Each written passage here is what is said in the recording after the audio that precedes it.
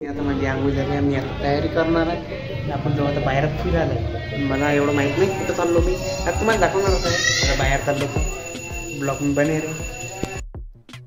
अरे कहना क्या चाहते हो? क्या हो,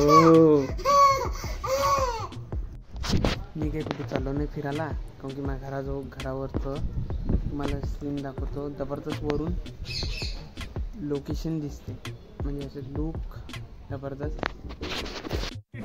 अबे जल्दी बोल, कल सुबह पनवेल निकलना. आपण वरता चाललो,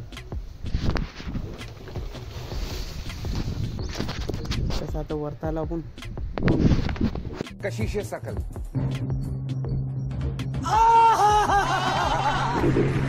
आपल्या घरावरचं सीन आहे, जबरदस्त आहे. माझं घरावरचं सीन आणि आहे माझा एरिया. तर कसा वाटला तुम्हाला?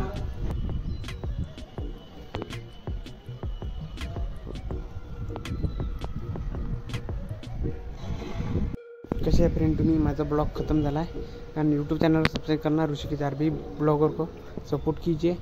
बाय बाय, फिर मिलेंगे ब्लॉग में अगले